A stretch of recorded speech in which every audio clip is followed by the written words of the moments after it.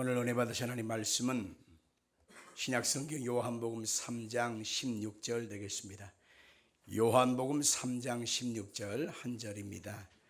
같이 읽겠습니다.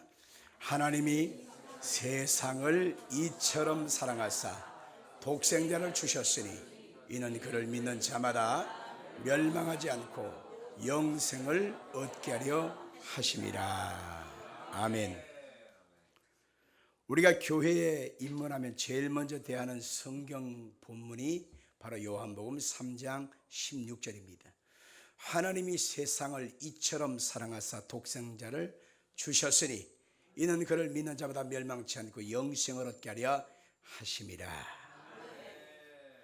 하나님의 사랑을 이 본문을 통해서 다 우리는 알 수가 있는 것입니다. 그래서 종교개혁자인 존 칼빈에게 와서 성경을 한 구절로만 우리가 요약해서 말씀해 주신다면 어떻게 말씀하십니까? 라고 물어볼 때 바로 요한복음 3장 16절을 딱 들이밀면서 여기에 있지 않느냐, 하나님의 사랑, 그 사랑은 이처럼 사랑하신 사랑인데 독생자를 주신 사랑인데 이를 믿는 자마다 멸망치 않고 영생을 얻게 되는 것이다. 할렐루야. 하나님의 사랑이 여러분 속에 가득하기를 주 이름으로 축원합니다. 그런데 이 사랑 속에는 두 가지를 엄밀하게 말하고 있는데 바로 그 사랑이 어떤 것이냐. 첫째는 이처럼 사랑하사라고 하는 내용에 담겨 있습니다. 그것은 하나님의 사랑의 깊이, 하나님의 사랑의 짙은 농도를 거기에 말하고 있는 것입니다. 그래서 사랑의 질적 요소인 것입니다. 이처럼 사랑하사, 그 아들 독생자를 예수님이 십자가에 몸지고 피 흘려 주시기까지 하나님이 깊이 우리를 사랑하신단다. 그 뜨거운 피 흘리심의 짙은 농도, 그 은혜가 우리를 하나님의 사랑으로 이끌어 가는 것이다 알려주고 있는 것입니다. 또 여기엔 하나님의 사랑이 뭐냐, 그 사랑이 얼마나 오래 갈 수 있는지에 대한 두 번째 내용을 담고 있는 것입니다. 거기에 사랑의 양과 길이를 말하고 있습니다. 그 큰 사랑의 양, 얼마나 하나님의 사랑의 양이 풍성한지 아들을 주신 사랑이라는 것입니다. 그 큰 사랑은 길이를 헤아릴 수 없습니다. 지구를 몇 바퀴 돌지라도 그 치수를 다할 수가 없이 하나님의 사랑의 길이는 무한한 하나님의 사랑의 모습이라고 성경은 말하고 있는 것입니다. 그래서 그 큰 사랑은 영원까지 이른다고 말씀하고 있는 것이죠. 그래서 우리가 신앙생활하면서 하나님이 나를 이처럼 사랑하신 그 큰 사랑만 마음에 경험한다면 우리는 그 사랑에 우리는 굴복하지 않을 수가 없는 것입니다. 하나님의 그 큰 사랑의 깊이가 얼마나 길고 얼마나 깊고 얼마나 길은지 그 사랑의 짙은 농도를 맛본 사람은 우리는 더 이상 세상 것에서 사랑을 요구하지 않습니다. 그 어떤 사람한테, 어떤 대상한테, 환경 앞에 그 사랑을 요구하지 않습니다. 왜? 하나님의 사랑을 맛보았기 때문에. 하나님의 깊은 뜨거운 긴 사랑, 그 사랑을 맛보았기 때문에 우리는 더 이상 만족하지 못할 수가 없는 것이지요. 우리는 그 아버지의 사랑을 얼마나 깊게 받았는지 오늘 이 고난의 한 주간을 시작하는 이 고난 주간의 시작, 종료 주간을 통해서 우리가 그 사랑을 한번 생각해 보고자 하는 것입니다. 우리는 첫째로 인류의 첫 조상인 아담 그 모습을 통해서 한번 살펴볼 수가 있습니다. 하나님이 첫 번째 만드신 이 아담, 그 사람이 하나님 앞에 복 있는 존재요 사랑받는 존재로 지음을 받았지만은 아담이 죄를 짓고 타락한 사건을 여러분 다 알고 계실 것입니다. 그래서 모든 인류의 시작은 아담이 우리 가운데 물려준 것은 그 아담에게 연결받은 모든 후손들은 죄라고 하는 탯줄을 통해서 세상에 태어나는 것입니다. 엄마의 모태 속에 아기가 들어서면 10달 동안 숨도 못 쉬고 바깥에서 음식을 공급받아 먹는 것이 아니라 엄마와 연결되어진 그 탯줄로 말미암아 숨을 쉬고 탯줄로 말미암아 영양을 공급받지 않습니까? 아담이 우리 가운데 탯줄로 연결시켜 준 것은 무엇일까요? 그것은 바로 죄라고 하는 것을 연결시켜 준 것입니다. 그래서 아담 이후로 태어난 모든 사람은 죄인 아닌 사람이 없고 죄의 값으로 말미암아 인간에게 가져온 것은 사망이라고 하는 탯줄이 연결되는 것입니다. 그 사망은 결국 영원한 사망의 심판, 불못과 지옥으로 던져지는 것입니다. 이 땅에 사는 날 동안에 아담의 그 탯줄이 결국 가난이라고 하는 탯줄이었고, 인생 속에 실패와 저주와 고통을 짊어지고 살아갑니다. 그리고 아담의 탯줄로 이어받은 인생은 끊임없이 질병이라고 하는 이 고통을 가지고 살아갑니다. 악한 마귀에게 휩싸여서 그 마귀에게 억압당하는 탯줄을 가지고 인생을 살아가니, 인생이 태어나는 순간에 죽는 그날까지 인생은 한숨과 근심이 말할 날이 없는 것입니다. 탄식과 절망이 끊어지지 않는 것입니다. 이것이 인간의 현 주소다라고 하는 것입니다. 로마서 5장 12절 같이 읽겠습니다. 그러므로 한 사람으로 말미암아 죄가 세상에 들어오고 죄로 말미암아 사망이 들어왔나니, 이와 같이 모든 사람이 죄를 지었으므로 사망이 모든 사람에게 이르렀느니라. 아멘. 범죄한 아담의 타락되어진 그 탯줄로 이어받은 모든 인류는 사망에 갇히고 질병에 갇히고 저주에 갇히고 영원한 사망의 심판의 불못에 던져지는 결과밖에 없는 것입니다. 그래서 가룟 유다를 향하여 예수님이 뭐라고 했습니까? 차라리 나지 아니하는만 못하였다. 인생이 차라리 안 태어난 것만 못한 것입니다. 태어나는데 어떡할 거예요? 이 사망의 탯줄로 우리는 뒤감고 우리는 그 속에서 살다가 영원한 지옥불에 던져지니 희망이 어디 있겠습니까? 창세기 3장 16절부터 19절까지 보니까 엄밀하게 그것을 말해주고 있는 것입니다. 읽어봅시다. 또 여자에게 이르시되 내가 내게 임신하는 고통을 크게 더하리니 내가 수고하고 자식을 낳을 것이며 너는 남편을 원하고 남편은 너를 다스릴 것이니라 하시고, 아담에게 이르시되 네가 내 아내의 말을 듣고 내가 내게 먹지 말라 한 나무의 열매를 먹었은즉 땅은 너로 말미암아 저주를 받고 너는 평생에 수고하여야 그 소산을 먹으리라. 땅이 내게 가시덤불과 엉겅퀴를 낼 것이라. 네가 먹을 것은 밭의 채소인즉 네가 흙으로 돌아갈 때까지 얼굴에 땀을 흘려야 먹을 것을 먹으리니 네가 그것에서 취함을 입었음이라. 너는 흙이니 흙으로 돌아갈 것이라 하시니라. 본문을 보십시오. 아담이 타락하여 그 인생 속에 자녀들에게 물려준 것은 가시와 엉겅퀴를 물려준 것밖에 없습니다. 돌아갈 때까지 어떻게 해요? 얼굴에 땀을 흘려야 먹고 마시는 그런 수고를 인생은 짊어지고 살아가는 것입니다. 결국 그때는 흙에서 왔으니 흙으로 돌아갑니다. 그 영혼은 영원한 사망의 심판에 던져집니다. 이것이 성경의 엄연히 우리 가운데 나와 있는 진실임을 인정해야만 하는 것이죠. 저는 지난 수요일, 목요일, 금요일 3일간에 걸쳐서 아산에 있는 하늘생명교회 가서 특별 집회를 인도했습니다. 가만 보니까 작년 3월 달에 거기 가서 집회한 이후로 1년 만에 급전이 온 거예요. 월요일날 저녁 때 목사님 급히 좀 와주셔야 되겠습니다. 급한 불을 좀 꺼주셔야 되겠어요. 가서 보니까 경기가 어렵고 또 많은 그 주문처에서 주문이 끊어지고 생산량이 줄어가니까 어떻게 돼요? 당연히 수입이 줄지요.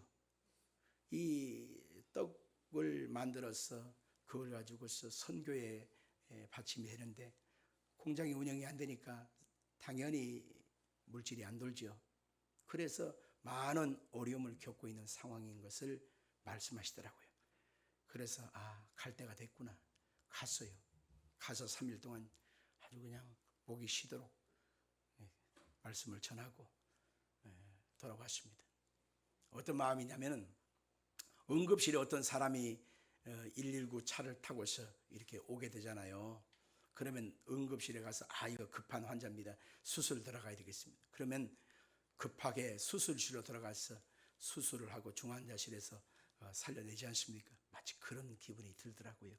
우리 성도들이 수요일날 기다리고 새벽마다 기다리고 금요일날 기다리는데 성도들 놔두고 간다는 게 참 마음이 이래 되나 하지만 급한 수술을 하기에 제가 가야 되는구나 생각하고 다녀왔습니다. 숙소에서 잠을 자고 아침을 먹어야 되는데 그 아침밥을 먹는 식당이 바로 앞에 있어요. 그런데 그 산골짜기에 식당이 그 숙소 앞에 있는데 내가 밥을 먹는 그 자리 옆에는 수많은 50대, 60대, 심지어는 70대에 육박한 그 외모를 가진 아저씨들이 거기에 같이 밥을 먹었습니다. 머리부터 발끝까지 작업복 차림에 작업복 신발을 입고 거기서 아침 조반을 들고 곧바로 현장의 일로 이제 나아가는 것이죠. 딱 보면 알지요. 난 그 모습을 가만히 들여다보았습니다. 묵묵히 아침밥을 드시는 모습을 보면서 그 어깨에 짊어맨 그들의 무게를 생각해 봤습니다.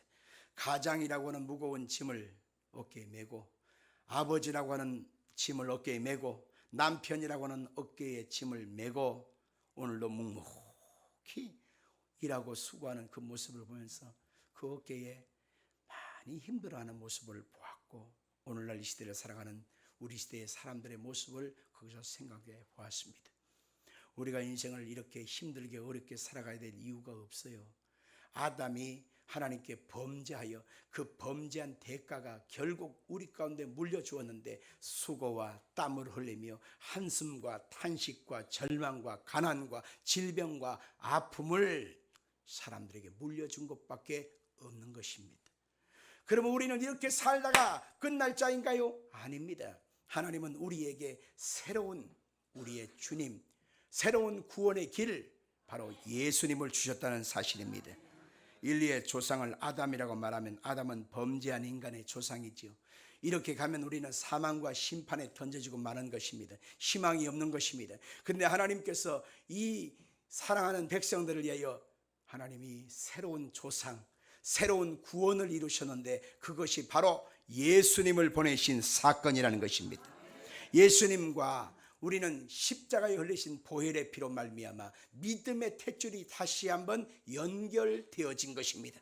아담이 연결시켜준 탯줄을 과감하게 잘라버리고, 사망과 저주의 탯줄을 잘라버리고, 질병과 고통의 탯줄을 잘라버리고, 예수님과 나와의 새로운 생명의 믿음의 줄을 연결시켜 주은 것이 바로 예수 그리스도의 십자가 대속의 은혜라고 하는 것입니다.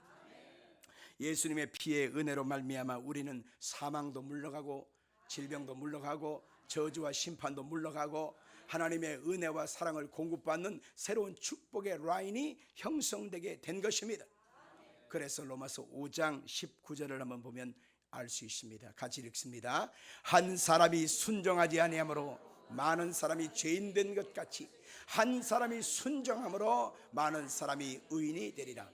여기서 자만히 보겠습니다. 한 사람이 순종하지 아니했다. 누굴까요? 아담입니다. 한 사람 아담이 순종하지 아니함으로 많은 사람, 누굴까요? 우리입니다. 죄인 된 것처럼 한 사람이 이제 순종했다. 누굴까요?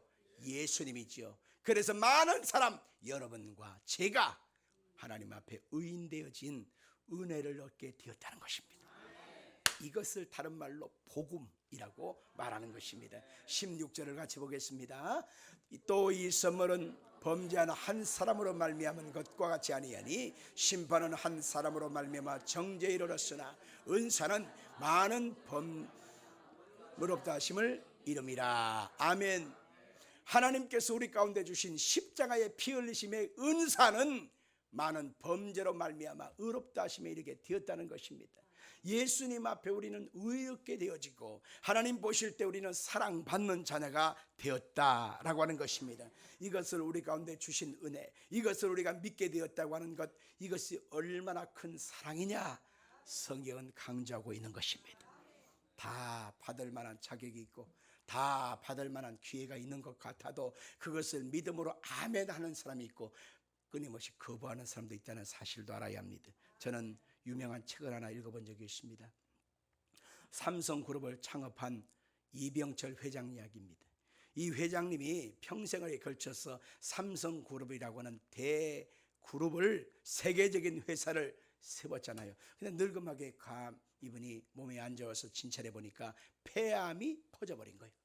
온몸에 폐암이 가득해서 이제 죽을 때가 되어진 겁니다. 몸이 이제는 더 이상 희망사항이 없어요. 그래서 천주교의 유명한 신학 박사님에게 편지를 썼습니다. 그래서 그분이 평상시 의문점을 갖고 있던 것에 대해서 질문을 했습니다. 박사님, 내가 듣자 하니까 성경에는 천국도 있고 지옥도 있다고 그러는데 과연 맞습니까? 천국 가려면 예수를 믿어야 된다는데 착하게 살면 되지 않는 거 아닙니까? 물었습니다. 과연 지옥이 있다는데 그 지옥이 그렇게 고통스러운 걸까요? 착하게 살고 남을 도와주고 선한 일을 하면 조금 더 면제받는 것 아니겠습니까? 이러한 구체적인 질문들을 하나같이 해서 24개의 질문을 던졌습니다. 그래서 그거에 대해서 이분이 복음을 받아들일 때가 됐구나 싶어서 이제 하나하나 조목조목 내용을 써가지고 방문하려고 전화를 드렸대요. 찾아뵈도 되겠습니까? 근데 마침 이분이 병이 악화가 됐어요. 더 나빠졌어요. 그래가 어찌 됐느냐, 이분이 그냥 중환자실에 실려가고 말았습니다. 이제 조금 괜찮아지면 그때 만나 뵙지요 했는데 그걸로 끝이었어요. 악화가 돼서 다시 세상에 건강하게 나오지 못하고 그냥 그대로 떠나가고 말았습니다. 자, 여러분 여기서 한번 생각해 볼까요? 하나님께서 우리의 심정 속에 우리의 심장이 뛰게 할 때, 심장이 벌렁벌렁 뛸 때 예수를 믿을 만한 기회라는 겁니다. 같이 합시다. 심장이 뛸 때 예수를 믿을 기회다. 아멘. 근데 이분은 예수를 믿을 기회를 놓쳐버린 거예요. 그러니 그분은 지옥으로 던져질 수밖에 없지 않겠습니까? 마찬가지입니다. 하나님께서 모든 사람이 다 가하고 모든 사람이 청함을 받았지만 택함을 입은 사람은 적으니라. 이것을 기억해야 되는 것입니다. 우리에게 하나님께서 예수 그리스도의 십자가의 대속을 2000년 전에 이루셨지만 그것을 믿고 받아들이는 사람이 있는가 하면 끝까지 거부하고 다음에 믿을게요, 다음에 갈게요, 다음에 예수 믿을게요 이렇게 하다가 미루다가 결국 마지막 순간을 놓쳐버린 안타까운 인생도 있음을 알아야 하는 것입니다. 우리 예수님께서 십자가의 고난을 받으실 때에 마지막 외친 한마디를 기억해야 합니다. 그분이 십자가에 고난받을 때 두 손을 펴시고 이렇게 외치셨습니다. 내가 다 이루었다. 따라 하십시다. 내가 다 이루었다. 내가 다 이루었다. 아멘. 너희 조상 아담이 너희들에게 택줄로 물려준 그 저주, 사망, 실판, 질병, 마귀에 앞져 영원한 지옥의 불구덩이에 탯줄을 내가 다 끊어버렸고 내가 너희들에게 생명을 이루었다. 나를 믿고 나에게 오는 자에게 구원을 주리라고 주님이 다 이루었다는 것입니다. 그래서 우리는 빈손든 그대로 연약한 모습 그대로 예수님께 나와서 주님의 십자가 앞에 엎드려야 합니다. 예수님을 구주로 영접해야 합니다. 예배 드려야 합니다. 말씀을 받아야 합니다. 주님을 찬송해야 합니다. 바로 그 순간에 우리는 예수님과 연결되어지고 예수님과 하나 되어지는 것입니다. 마음만 있으면 됐지, 마음만 있으면 됐지, 그것은 그 사람의 말이고 성경은 너희가 내 안에, 내 말이 너희 안에 거하여야 되는 연합을 얘기하고 있는 것입니다. 그것이 바로 주일 예배예요. 그것이 바로 성경 공부예요. 그것이 바로 주님께 기도하는 거예요. 그것이 바로 주님을 섬김입니다. 이렇게 주님과의 관계가 연합되어지는 사람이 되어질 때 우리 심령과 우리 육체 속에 하나님의 놀라운 기적과 역사와 표적이 임한다고 말하고 있습니다. 성경 말씀 베드로전서 2장 24절 같이 읽겠습니다. 시작.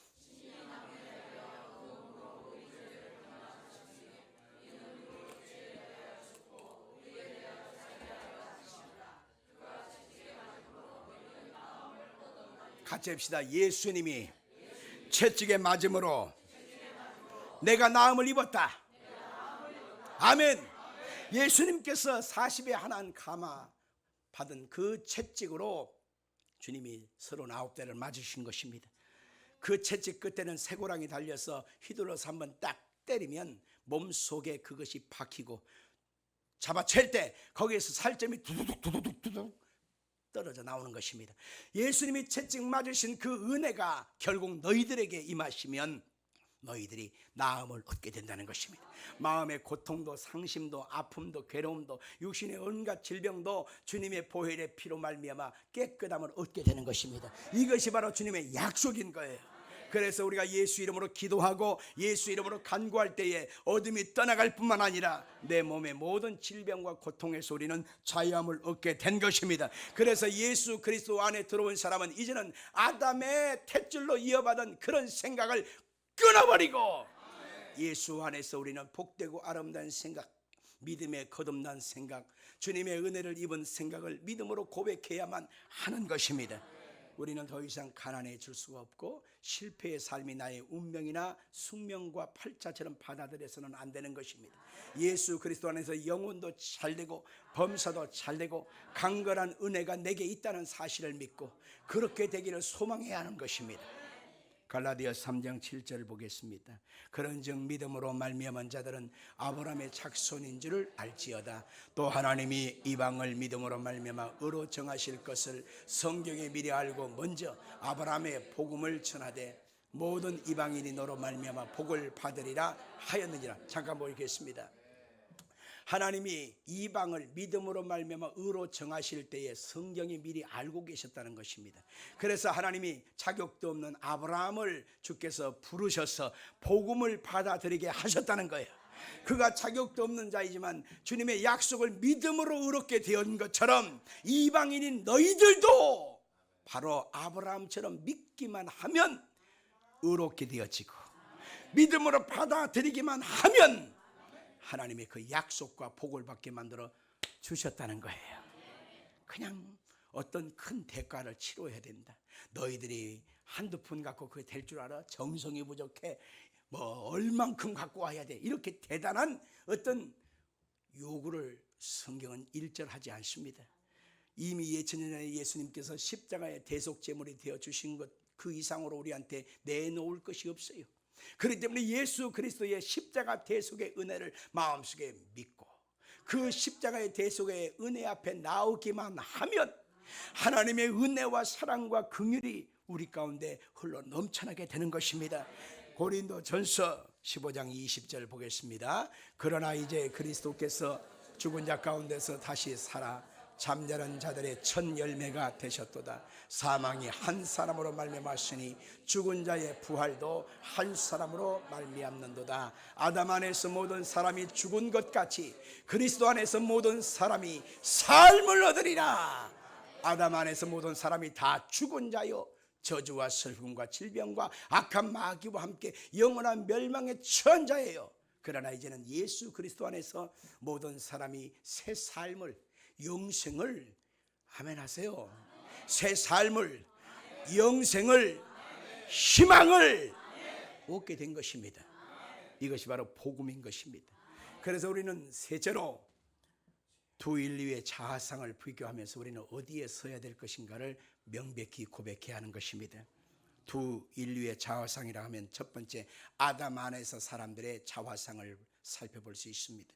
아담이 우리 가운데 물려준 팔자, 운명, 숙명이라고 하는 그 탯줄 속에서 우리가 바라보는 자아상은 깨어진 유리조각처럼 희망도 깨어지고 기쁨도 깨어지고 행복도 깨어지고 만족도 깨어지고 우리는 영생의 모든 희망이 다 끊어진 채 우리는 깨어진 자아상을 가지고 슬퍼하고 탄식하고 유물론자로 인본주의자로 무신론자로 하나님이 어디 있냐 말하는 불신앙자로 그렇게 살아갈 수밖에 없는 것입니다. 시편 4절 같이 읽겠습니다.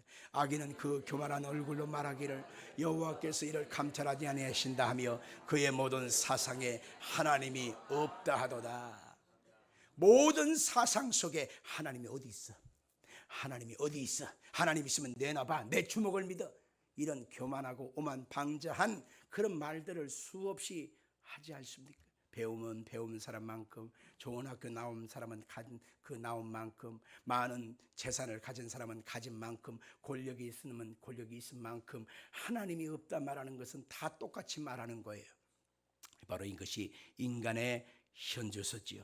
고린도전서 2장 14절 봅니다. 육에 속한 사람은 하나님의 성령의 일들을 받지 아니하나니 이는 그것들이 그에게는 어리석게 보이며 또 그는 그것들을 알 수도 없나니 그러한 일은 영적으로 분별되기 때문이라. 어둠의 영에 접혀 있고 어둠의 영이 무지의 영으로 무식의 영으로 덮여 있기 때문에 결국 그들이 예수 그리스도가 구원인 것을 알지도 못한 채, 하늘나라 영생이 분명히 있음에도 그것을 믿지 못한 채 그들은 어둠과 캄캄함 속에서 마치 소경이 더듬 하면서 걸어가듯이 그들은 하나님 없는 멸망과 사망과 불지옥으로 던져지면서도 그것을 알지 못하고 살아간다는 것입니다.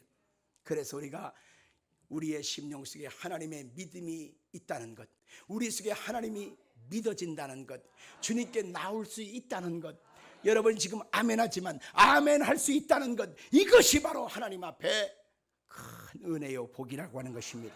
에베소 2장 1절 같이 읽겠습니다. 그는 허물과 죄로 죽었던 너희를 살리셨도다. 누가 살렸어요? 예수님이 살린 거예요. 그리고 성경 요한복음 3장 5절 보겠습니다. 예수께서 대답하시되 진실로 진실로 내게 이르노니 사람이 물과 성령으로 나지 아니하면 하나님의 나라에 들어갈 수 없느니라. 영이 살아나는 사람은 거듭난 사람이요, 그래서 예수 그리스도의 구원을 받아들이고 하나님의 은혜를 받아들이고 하나님이 준비하신 하늘과 땅의 모든 권세를 받아들이고 이 땅에서 예수 이름의 권세를 충분히 누리다가 하나님께 가는 거예요. 그러나 영이 거듭나지 못한 어둠의 영에 처한 사람, 이 사람은 바로 사망의 영이 그를 덮습니다. 질병과 저주의 영이 그를 덮습니다. 악한 마귀가 그를 이끌고 가면서 조롱하면서 인생을 끊임없이 방황하고 힘들게 살다가 영원한 멸망길, 사망길에 던져진다. 그렇게 성경은 말하고 있는 것입니다. 그래서 우리는 영이 죽은 사람의 자화상을 쫓아가서는 안 돼요. 영이 살아있는 믿음의 사람, 거듭난 사람의 자화상을 쫓아서 하나님 앞에 믿음으로 사는 것입니다. 고린도전서 12장 3절입니다. 그러므로 내가 너희에게 말하노니 하나님의 영으로 말하는 자는 누구든지 예수를 저주할 자라 하지 아니하고 성령으로 아니하고는 누구든지 예수를 주시라 할 수 없느니라. 성령님이 우리 속에 예수를 믿어지게끔 하시고 신앙을 고백할 수 있게 만들어 주시는 것입니다. 여러분 속에 성령의 은혜가 가득하기를 주의 이름으로 축원합니다. 아직 믿지 않는 여러분의 가족들과 불신앙의 여러분의 이웃들을 향하여 우리가 기도해 줘야 될 것은 뭐냐? 주님, 저에게 있는 어둠의 영을 몰아내시고 하나님의 성령을 저의 속에 부어주시사 저도 예수가 믿어지게 하옵시고 예수님이 주님이라고 고백할 수 있게끔 은혜를 달라고 그렇게 기도해야 되는 것입니다. 아멘 합시다. 제가 예수를 믿고 나서 가장 안타까운 것은 우리 안 믿는 우리 가족들이었습니다. 특별히 우리 애할머니, 애아버지는 귀신을 섬기는 대장 노릇을 하고 살았거든요. 그래서 그분들을 놓고 예수를 믿자마자 제가 성령 받고 나서 그분들을 위해서 100일 동안 작정 새벽 기도를 했어요. 고등학교 내가 2학년 때였어요. 고등학교 2학년 때 새벽 기도 작정을 했단 말이에요. 죽기 살기로 새벽에 동네 그 교회 가서 막 기도하면 새벽에 2시간, 조금 더 길면 3시간씩 기도를 엎드려서 무릎 꿇고 기도하는 거예요. 앞을 보고 십자가 바라보고 그 기도하다가 뺑 돌아서 보면 거꾸로 서 있고 눈물 콧물이 막 흘러가고 범벅돼가고 닦기 바쁘고 진짜 그렇게 기도했어요. 그런데 한 80 며칠쯤 되는데 잠깐 집에서 잠을 자는데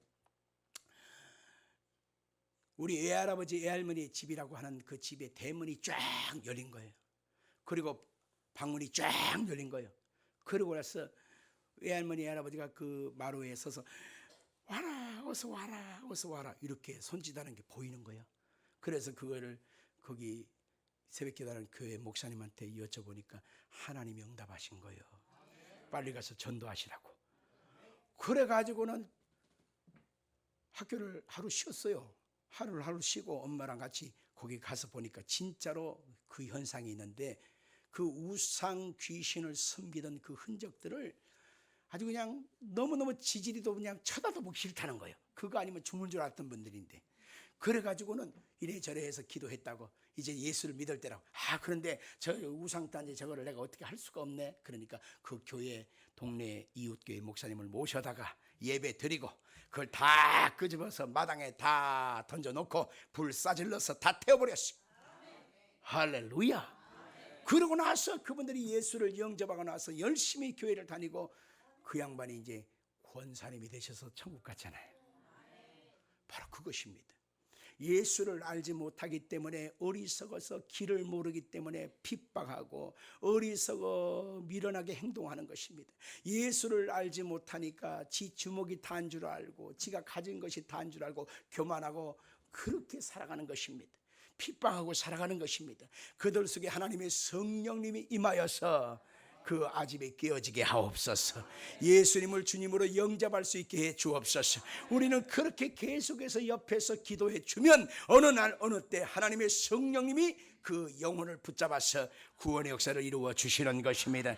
우리가 매 속에 예수와 연합되어진 아름다운 신앙의 고백을 해야만 하는 것입니다. 성경 말씀 보겠습니다. 요한복음 6장 56절에 보겠습니다. 시작. 내 살을 먹고 내 피를 마시는 자는 내 안에 거하고 나도 그의 안에 거하나니 살아계신 아버지께서 나를 보내심에 내가 아버지로 말미암아 사는 것 같이 나를 먹는 그 사람도 나로 말미암아 살리라. 14장 20절 시작. 그날에는 내가 아버지 안에 너희가 내 안에 내가 너희 안에 있는 것을 너희가 알리라. 고린도후서 4장 10절 우리가 항상 예수의 죽음을 몸에 짊어지면 예수의 생명이 또한 우리 몸에 나타나게 하려 함이라. 예수의 생명이 또한 우리 죽을 육체에 나타나게 하려 함이라. 아멘.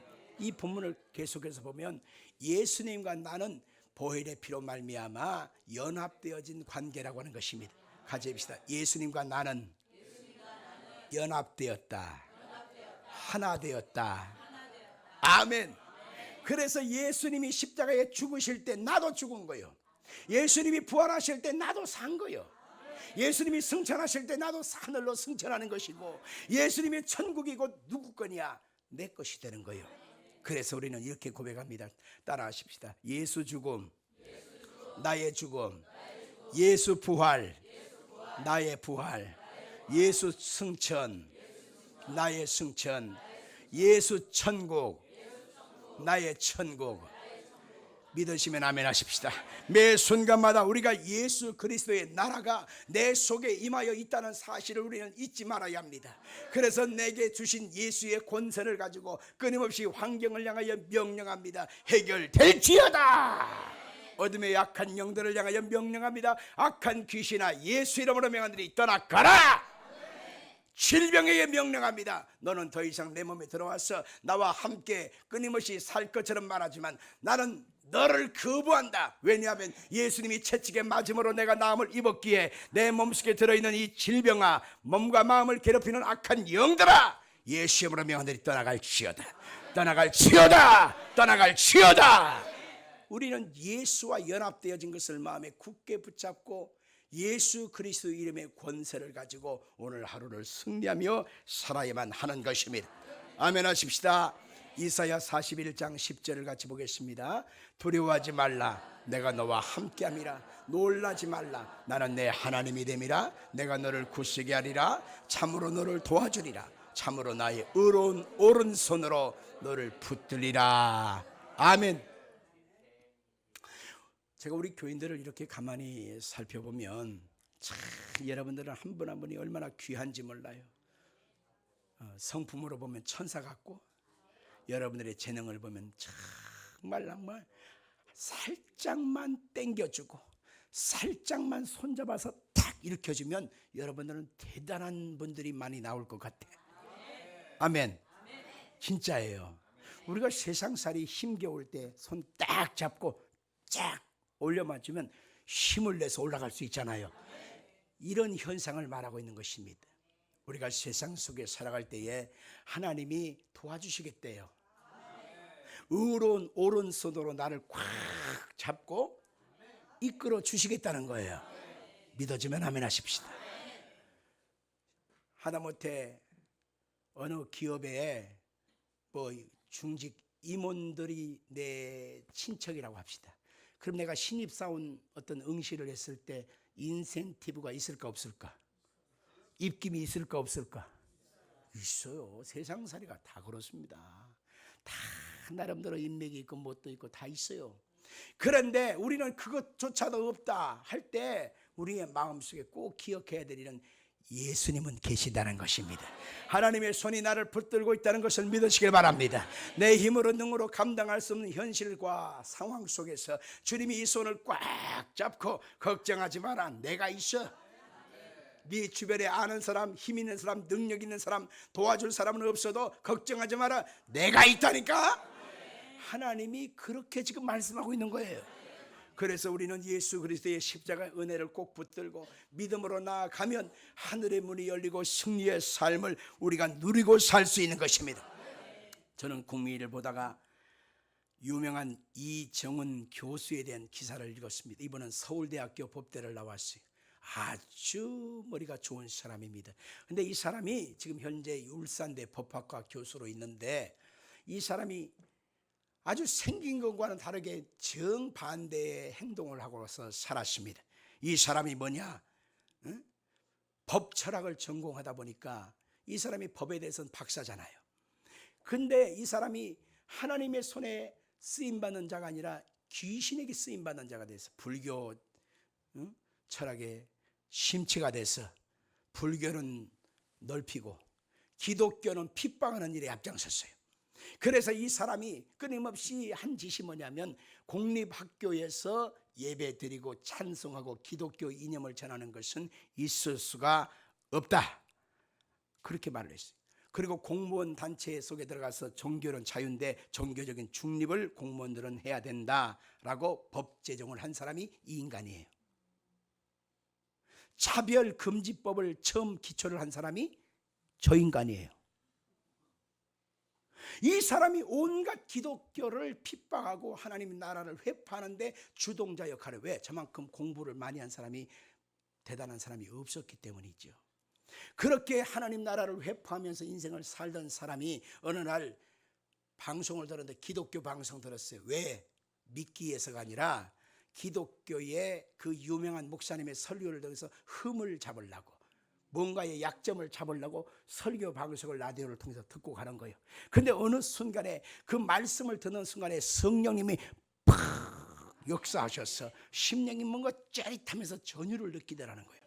그리고 마음속에 정말 예수님이 살아계실까? 십자가의 은혜가 진짜 진실인가?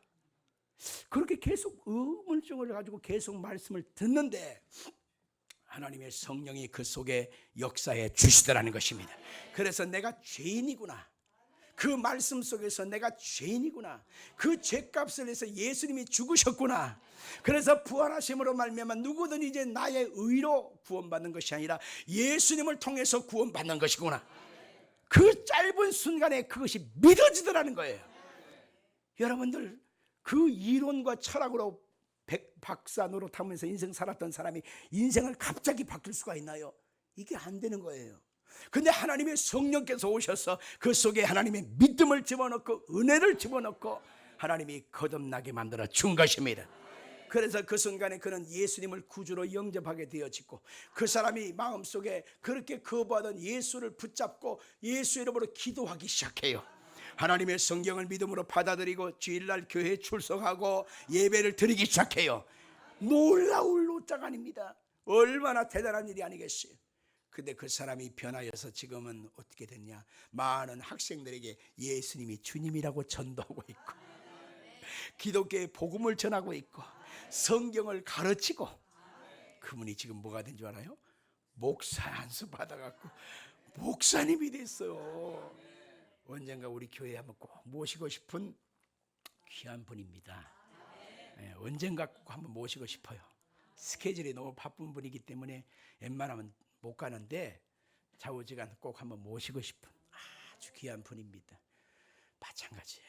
성도 여러분들, 마무리 지면서 우리 한번 생각해 볼 것은, 우리는 아담이 물려준 깨어진 유리창과 같은 그런 흉악한 자화상을 가지고 인생을 삽니다. 공포와 두려움과 절망과 염려하고 슬퍼하면서 인생을 삽니다. 이건 불행한 거예요. 그러나 이제는 예수 그리스도 안에서 죄사함 받고 부활하게 하신 그 아름다운 생명의 자화상을 갖게 됐습니다. 그래서 다음 주는 이번 주보다 더 좋은 일이 일어날 것이다. 다음 달은 이번 달보다 더 좋은 일이 일어날 것이다. 나의 미래는 아름다운 역사가 일어날 것이다. 이 아름다운 날을 예수 안에서 우리는 희망할 수 있게 된 것입니다. 우리는 고린도서 5장 17절 말씀대로 그런즉 누구든지 그리스도 안에 있으면 새로운 피조물이라. 이전 것은 지나갔으니 보라 새 것이도다. 우리 한번 같이 봐요. 보라 나는 새 것이다.